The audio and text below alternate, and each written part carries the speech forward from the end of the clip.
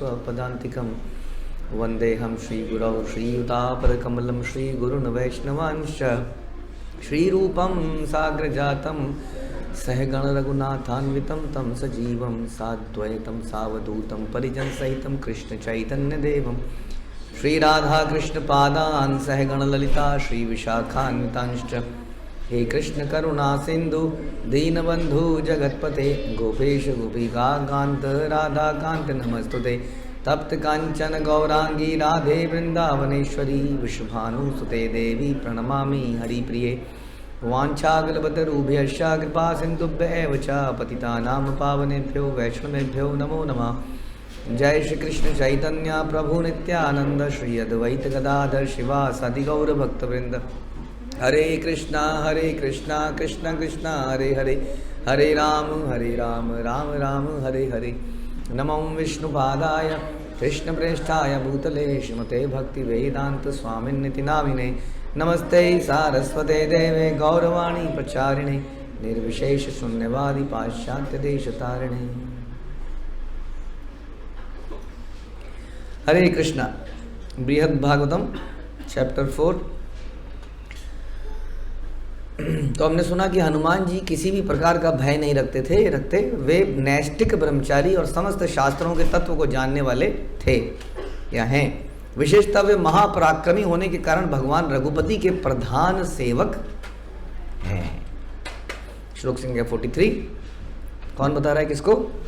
प्रहलाद महाराज नारद मुनि को बता रहे हैं।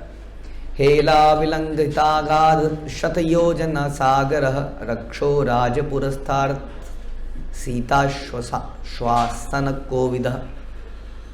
उन्होंने भगवान रामचंद्र की सेवा के लिए अगाध और अथाह 100 योजन वाले सागर को अनायास ही पार करके राक्षस राज रावण की पुरी में भय से व्याकुल श्री सीता देवी को आश्वासन प्रदान किया।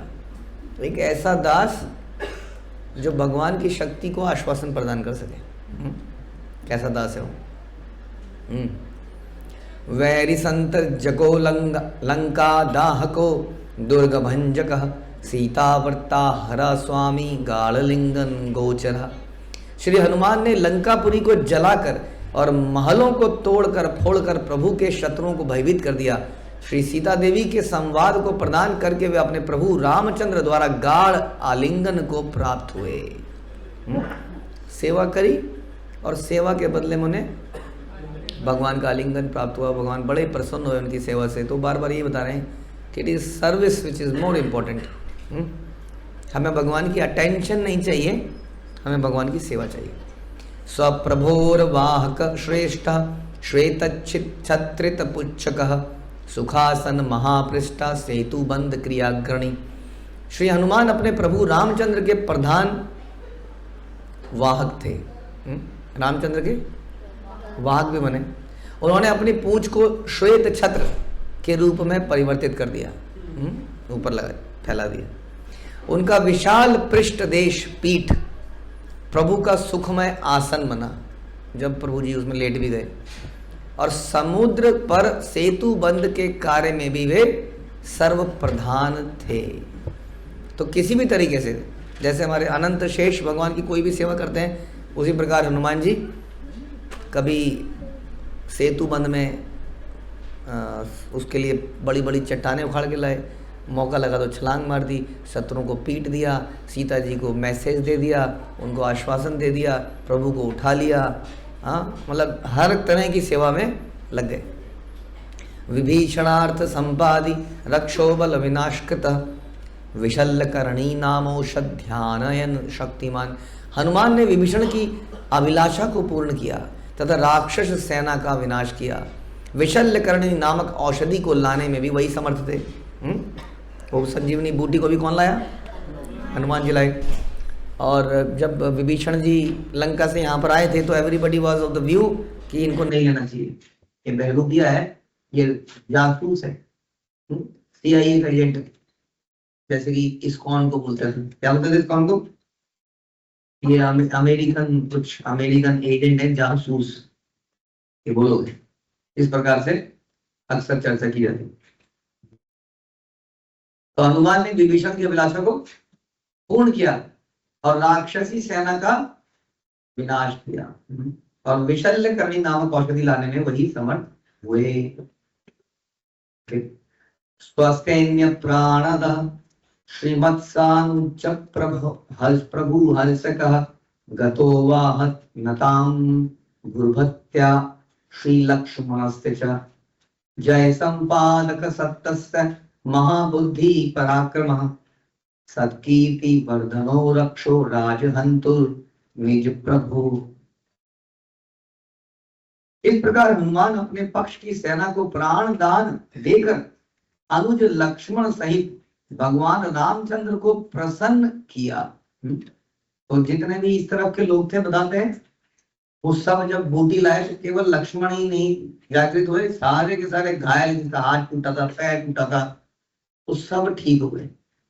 हाँ, तो इधर की सब हनुमान जी की जो वानर सेना थी, जो भी वानर से उसको जीवित कर दिया। और भगवत भक्ति की अधिकता वश वे लक्ष्मण के भी वाहन बने। राम और लक्ष्मण दोनों को उन्होंने दोनों का वाहन बने।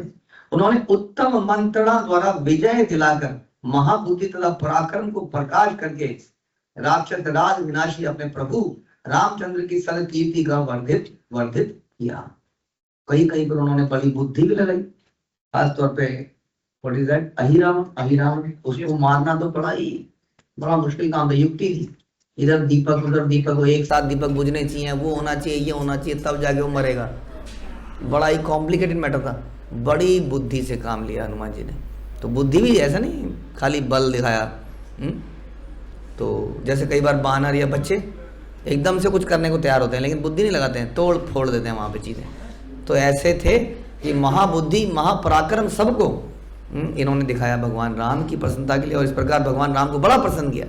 सीता प्रमोदना स्वामी सत्प्रसादैक भाजनम आज्ञायात्मेश्वर रस्यात्र स्थितोऽपि विरहा सह। श्री सीता देवी की प्रसन्नता की वृद्धि करके श्री हनुमान अपनी प्रभु की सर्वश्रेष्ठ कृपा के एकमात्र पात्र हुए। ये बड़ा मुश्किल प्रोजेक्ट था सीता देवी को, क्योंकि सीता देवी किसी पुरुष से बात कर ही नहीं सकती थी। और कैसे उसको ये विश्वास दिलाया कि ये कोई अनजान व्यक्ति नहीं है, प्रभु राम का ही कोई। हाँ, बड़ी युक्ति से ऊपर बैठ गए पहले। हाँ, पेड़ के ऊपर बैठ के राम जी की गाथा गाने लगे, अटेंशन प्राप्त किया। फिर भी सीता को डाउट हुआ, पता नहीं कोई राक्षस ही ना हो। हाँ, धीरे धीरे बड़ी समझदारी से सूझ के बूझ के उसके बाद सीता जी को विश्वास दिला दिया कि मैं राम का सेवक ही हूँ। और उसके बाद उनकी इच्छा हुई कि सीता को ले ही चलूँ, अभी मामला ही ख़त्म। एक छलांग से आया था, दूसरी छलांग से वापस। लेकिन सीता जी ने ऑब्जर्वेशन दिया, नहीं जी ये तो मैं नहीं कर पाऊँगी। तो तुरंत उस बात को भी समझ गए। तो बड़ी समझदारी से सूझबूझ से और साथ ही साथ हिम्मत साहस सब कुछ था। तो ये काम उसके बाद भगवान को जाके बताना था, कंफर्म करना था, देखिए जी ये मैसेज था, ये सीता जी ने आपके लिए दिया है, मैंने आपकी अंगूठी या जो भी उनको दिखा दी, आपकी सामग्री आप उनको दिखा दी। दोनों को बड़ा विश्वास हो गया। हाँ, तो बहुत बड़ा काम किया। भगवान को प्रसन्न आह्लाद दिया। हाँ, प्रहलाद आह्लाद दाई ने, और हनुमान कौन है? भगवान आह्लाद दाई ने। तो कौन श्रेष्ठ हुआ? भगवान आह्लाद दाई ने? नहीं, सारी दुनिया तो यही चाहती है कि भगवान हमको प्रसन्न करो, जैसे प्रहलाद को प्रसन्न किया। और हनुमान जी ने भगवान को प्रसन्न करने के लिए जीवन लगा दिया, और इसलिए अपने प्रभु की सर्वश्रेष्ठ कृपा के एकमात्र पात्र हुए। यद्यपि भगवान की आज्ञा अनुसार वे अब भी संसार में रह रहे हैं, तथापि वे अपने प्रभु के विरह को सहन करने में असमर्थ हैं। हाँ, दिखते नहीं है इसलिए हमको, कहीं पर हैं, कुछ मिशन को पूरा कर रहे हैं गुप्त रूप से, लेकिन सामने नहीं आते हैं। और साथ में अपने राम की विरह में भी हैं। जैसे गोपियाँ कृष्ण की विरह में थी, हनुमान जी आज भी राम की विरह में है। आत्मा कितना साल हो गए सोचिए, कहाँ त्रेता, फिर द्वापर आया, पूरा चला गया, और फिर कलयुग आया। आत्मानम नित्यत नित्यत कीर्ति श्रवण नेधो परा रधन तंतमूर्ति पार्श्वत स्थित तस्तिष्ठन राजते अद्यापि पूर्वत। श्री हनुमान अपने को सदा सर्वदा प्रभु की कीर्ति को श्रवण करने में निरत रखते हैं। निरंतर क्या करते हैं? आज भी भगवान की कीर्ति सुनते रहते हैं। ये भक्त का मुख्य कार्य है। क्या कार्य है? भगवान की कीर्ति का गान करना और भगवान की कीर्ति का श्रवण करना, यह हमारा मुख्य कार्य होना चाहिए। इसमें हमें रुचि पैदा करनी ही चाहिए, वरना हमारी भक्ति यूजलेस है। समझ में आया? भक्ति के नाम पे बहुत बड़े बड़े प्रोजेक्ट हम कर रहे हैं, दैट इज़ ओके, हाँ, बट न उत्पादेम यदि रतिम तुष्यमेवि केवलम। हम भगवान की कीर्ति का गान करना चाहिए और कीर्ति को सुनना चाहिए, तो उसी में बिजी रहते हैं। आज भी पहले की भांति प्रभु की श्री मूर्ति के निकट विराजमान रहते हैं। जहाँ पर भी रहते हैं वहाँ भगवान राम का सुंदर विग्रह बना लेते हैं और रामायण रामचरितमानस को पढ़ते रहते हैं। स्वामिन, और इन्होंने क्या किया? इन्होंने तो साक्षात सारी लीला को देखा ही है। बताइए, अगर आपने देखा ही हो किसी चीज़ को, आप अगर पढ़ के क्या करेंगे? देखा तो है, राइट। स्वामिन कपि पतिर्दास्य इत्यादि वचने खलु प्रसिद्धो महिमा तस्य दास्यमेव प्रभो कृपा। हे प्रभु, कपिपति दास्य इस प्रसिद्ध प्रमाण द्वारा निश्चित रूप से हनुमान की महिमा सुसिद्ध हुई है, अतएव दास्य ही प्रभु की कृपा है। यदि किसी को दास्य भाव मिल जाए तो वो भगवान की वास्तविक कृपा का पात्र है। बिना सेवा के कोई सेवक नहीं, बिना दासत्व के वो भगवान का अंश कैसा? यदृच्छा लब्धमपि विष्णु दाशरथेस्तु यह नैच्छिन मोक्षम विना दास्यम तस्मै हनुमते नमः। जिन हनुमान ने दशरथ नंदन श्री राम से अनायास ही प्राप्त होने वाले दास से रहित मोक्ष की कामना नहीं की, मैं उन्हीं हनुमान को बार बार नमस्कार करता हूँ। मोक्ष की कामना नहीं करी। मोक्ष को आप कैसे ले सकते हैं? परेशानियों से छुट्टी। तो परेशानियों से छुट्टी भगवान से नहीं मांगनी है। मदनुत्तम च महात्मयम तस्य वेति परम भवान गत्वा किम पुरुषे वर्षे दृष्ट्वा तम मोद मापनुहि। मैंने उस हनुमान की जिन जिन महिमाओं को नहीं कहा, आप तो उनको पहले से जानते हैं, हमने थोड़ी सी चर्चा करी नहीं, कितनी महिमा है, अनंत महिमा है हनुमान जी की, बचपन से लेके बड़े होने तक। कह रहे हैं मैंने सबको नहीं बताया, मैं तो कुछ कुछ चीज़ें बताई, बाकी आप तो गुरु जी हैं, आप तो जानते ही हैं। अतः मैं इससे अधिक और क्या कहूँ। आप किम पुरुष वर्ष में जाकर उन श्री हनुमान के दर्शन से आनंद अनुभव कीजिए। क्यों? क्योंकि आप तो कहीं भी जा सकते हैं, मैं तो केवल बता सकता हूँ, आप तो पहुँच भी सकते हैं। श्री परीक्षित उवाच अये मातरहो भद्रमहो भद्रमिति भुवन उत्पत्त्या संताखेना मुनि किम पुरुषम गता। श्री परीक्षित महाराज ने कहा, हे माता, अहो कैसी कल्याण की बात है, कितना मंगल है। हाँ, यह कहते कहते मुनिवर अपने आसन से उठे, आकाश मार्ग से किम पुरुष वर्ष जाने के लिए तुरंत तैयार हो गए और चल पड़े। भगवान के भक्त ऐसे नहीं, यहाँ चलते हैं, कल चलते हैं, मिलने यहाँ नहीं, कभी जाने का मौका मिले कहीं तो तुरंत रेडी रहना चाहिए। लाइक नारद मुनि, ही इज ऑलवेज रेडी, तभी पहुंच भी जाते होंगे ना। हम तो चलते हैं, करते हैं, इतनी देर में क्या क्या हो जाता है। अरे प्रोग्राम में चलते हैं, कितने बजे का टाइम था? 4 बजे पहुंचना था, 5 बजे फोन, माता जी आप चले गए? माता जी हम तो वहाँ पे पहुँच गए हैं। ओहो अच्छा, मेरे को लगा 4 का टाइम है तो 5 तो चलेंगे। तब तक तो लोग पहुँच गए वहाँ। हाँ, जब तक कोई तैयार हो गया है तब तक तो वो तो वापस चल पड़े वहाँ से, राइट। तो इस प्रकार से काम नहीं होता है। नारद मुनि की तरह उत्साह होना चाहिए।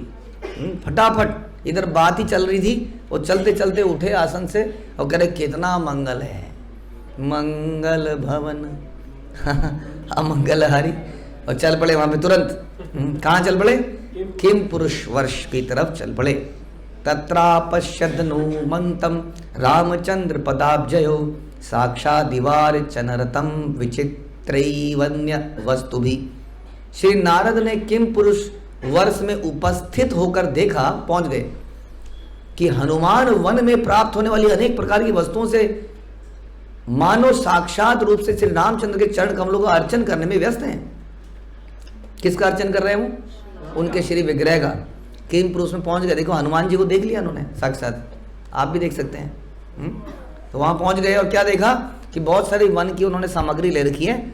ऐसा लग रहा है कि किसी विग्रह की पूजा नहीं कर रहे हैं, सामने कोई व्यक्ति बैठा हुआ है, इतने ध्यान से ऐसे कर रहे हैं कि जैसे साक्षात कोई व्यक्ति बैठा है, ऐसा इनको लगा। हाँ, पल भर के लिए क्या लगा, रामचंद्र ही बैठे हैं। गंधर्वादिभिरानंद दगीयमानं रसायनम रामायणंश्च शृण्वन्तं कंपाश्रुपल काचितम। श्री नारद ने और भी देखा कि गंधर्व भी वहां पर पहुंच गए और वो गा रहे हैं, आनंद से रामायण का गान कर रहे हैं। हाँ? और हनुमान अपने कानों द्वारा उस परम रसायन का पान करते करते कंप पुलक आदि द्वारा सुशोभित कलेवर से आनंद के आंसू प्रवाहित कर रहे हैं। इधर से कथा चल रही है, इधर से अर्चना चल रही है और इधर से आंसू चल रहे हैं। चारों तरफ से सारी प्रोसेस चल रहा है। और जैसा मैंने पहले बताया कि ये रामायण तो ये तो इन्होंने देखी अपने आंखों से, ये सारा कुछ तो उन्होंने देखा। जैसे आज आपने ये सुन लिया लेक्चर, अब ये YouTube में रिलीज होगा, कौन सुनेगा इसको? कोई नहीं सुनता है। हमारे भक्तगण अगर कोई कक्षा को लाइव सुन लेते हैं, उसकी वीडियो तक नहीं देखते दोबारा। जो लोग ब्रजमंडल में गए हैं वो ब्रजमंडल परिक्रमा की वीडियो नहीं देखते हैं, हम तो गए थे। हाँ? और ये जिनके सामने सारी रामायण, ये रोज रामचरितमानस सुन रहे हैं, इतने वर्षों से आज तक सुन रहे हैं, और आज तक सुन के उनको आंसू आ रहे हैं और साथ में वो पूजा कर रहे हैं। इसको कहते हैं शुद्ध हृदय, क्योंकि ये लोग ज्ञान अर्जित के लिए। अरे हाँ, अच्छा ये मानसरोवर, हाँ तो पता है, मानसरोवर, माट गांव, वहाँ से लोहवन, वहाँ से गोकुल, पता तो है। जो लोग पता करने के लिए लेक्चर सुनते हैं वो कभी उसको दोबारा नहीं सुनेंगे। हाँ, क्योंकि ज्ञान अर्जित करें, ज्ञान तो मिल गया, लेकिन शास्त्रों से ज्ञान नहीं मिलना होता है, शास्त्रों से भक्ति भाव मिलना होता है। इसलिए भक्ति भाव पैदा करने के लिए लोग बार बार सुनते हैं, बार बार सुनते हैं, बार बार सुनते हैं, जैसे कि हनुमान जी। विचित्रै दिव्येश्च गद्य पद्य स्वनिर्मित स्तुति मन्येश्च कुर्वाणं दंडवत प्रणतिरपि। कभी कभी अपने द्वारा रचित और कभी कभी वेद पुराणों में लिखित सुंदर सुंदर गद्य पद्ममय वाक्यों द्वारा, हाँ कभी कभी अपने भी बना ले रहे हैं। दही हनुमान जी क्या बन गए? कवि बन गए। तो कवि बन के कभी कभी अपने ही गद्य बताने लग जा रहे हैं। अब जो इतना सुनता रहेगा दिन रात रामायण, तो उसी लैंग्वेज में बोलने भी लग जाएगा। तो हनुमान जी प्रभु की स्तव स्तुति करते करते उनको साष्टांग दंडवत प्रणाम भी करे जा रहे हैं, बीच बीच में प्रणाम भी करे जा रहे हैं, अपने गद्य भी बोल रहे हैं, रामायण के गद्य सुन भी रहे हैं, सब कुछ चल रहा है उनका। चुक्रोश नारदो मोदाजय श्री रघुनाथ हे, जय श्री जानकी कांत, जय श्री लक्ष्मणाग्रज। श्री हनुमान के दर्शनों से नारद अत्याधिक उल्लसित होकर उच्च स्वर से कहने लगे, हे श्री रघुनाथ, जय जानकी कांत, जय लक्ष्मणाग्रज। इस प्रकार से जोर जोर से वहां उच्चारण करने लगे। हाँ, और क्या हो गया जब ये जोर जोर से बोले तो क्या हुआ? हनुमान जी का ध्यान चला गया उधर एकदम से। निजेष्ट स्वामिनो नाम कीर्तन श्रुति हर्षिता, उत्प्लुत्य हनुमान दूरात कंठे जग्राह नारदम। श्री हनुमान जी दूर से ही अपने इष्ट देव श्री रामचंद्र के नाम कीर्तन को श्रवण कर बड़े उल्लास से छलांग लगाकर आकाश में उड़ गए। और क्या किया? सीधा कहां पहुंचे? नारद जी की छाती के ऊपर। कह रहे सीधा नारद जी को आलिंगन कर लिया, छलांग मारी और आलिंगन ही किया और बांध लिया। कह रहे आलिंगन पाश में बांध लिया। नारद जी को समझ ही नहीं आया क्या हुआ। सीधा वहां से उस कोने से उछले और एक सेकंड में यहाँ आके, ऐसा भक्त का हृदय होता है, किसी भक्त को देख लेता है। अभी आज मैं किसी भक्त से बात कर रहा था, बात करते करते वो चिल्लाया, माता जी थी, चिल्लाई, कह रही प्रभु जी अभी अभी भक्त को देखा, सामने सामने बैठा हुआ है, तिलक लगाया हुआ है हर जगह पर, यहाँ एक्साइटमेंट। किसी रिमोट जगह पे वो कहीं जा रही होंगी और फोन पे बात चल रही थी, अभी अभी एक भक्त को देखा। हाँ, ये भक्तों की एक्साइटमेंट है कि कोई भक्त को देखा या भक्त का नाम सुना, किसी के हाथ में माला देखी, किसी के गले में कंठी देखी, तो एक्साइटेड हो जाते हैं। तो ये थोड़े ये शुद्ध भक्त हैं, तो ये तो एक्साइटमेंट में उछल के पहुंच ही गए। तिष्ठन वियत्येव मुनि प्रहर्षात्यन पदाभ्याम कलयन कराभ्याम प्रेमाशुधारंच कपीश्वरस्य प्राप्तो दशाम किंचित दवोचते। मुनिवर ने आकाश में ही परमानंदित होकर दोनों चरणों से नृत्य करते करते, मुनिवर तो जमीन पे, मुनिवर तो उड़ते ही रहते ना हमेशा, इनको ज़मीन में नहीं चाहिए खड़े होने के लिए, इनको लैंडिंग नहीं करनी पड़ती हवाई जहाज की तरह, हवा में ही इधर उधर। तो कह रहे हैं मुनिवर आकाश में ही दोनों चरणों से नृत्य करते करते अपने हाथों से कपीश्वर हनुमान की प्रेमाश्रु धारा को मार्जित कर दिया। यानी कि ये हवा में थे, ये जमीन पे थे, ये उछल के हवा में जाके आलिंगन किया इन्होंने सीधा। और वहीं पर वो क्या कर रहे हैं, अपने हाथों से कपीश्वर हनुमान की प्रेमाश्रु धारा को मार्जित कर दिया। और किसी एक अपूर्व दशा को प्राप्त कर उच्च स्वर से कुछ कहने लगे। कौन? मुनिवर। मुनिवर कुछ कहने लगे। मुनिवर ने कहा, श्री नारद उवाच श्रीमन् भगवतः सत्यम त्वमेव परम प्रिय अहंच तत्प्रियो अभूव मद्य यत्वाम व्यलोकयम। नारद ने कहा, हे श्रीमान, हे परम भक्ति रूपी सब संपत्तिवान, आप श्री भगवान के परम प्रिय हैं और अब मैं आपका दर्शन करके भगवान का प्रिय बन गया, प्रिय हो गया आपका दर्शन करके। हाँ, अब ये बात थोड़ी सी रस में भंग कर दी। श्री परीक्षित उवाच क्षणात स्वस्थेन देवर्षि प्रणम्य श्री हनुमता रघुवीर प्रणामाय समानीतस्थिदालयम्। परीक्षित जी ने कहा कि हनुमान ने क्षण काल में ही प्रेम विवलता के शांत होने पर स्वाभाविक अवस्था में आकर, इस बात को सुनते ही स्वाभाविक अवस्था में आ गए, एक्साइटमेंट कम हो गई। श्री नारद को प्रणाम किया, एकदम से नारद को प्रणाम करने लगे और भगवान रामचंद्र को प्रणाम कराने के लिए उनको भगवान के मंदिर में ले गए, जो उन्होंने अपने हाथों से बनाया था, जिसकी वो पूजा कर रहे थे। तो भक्त क्या करता है, सीधा भगवान से ही कनेक्शन बनाता है।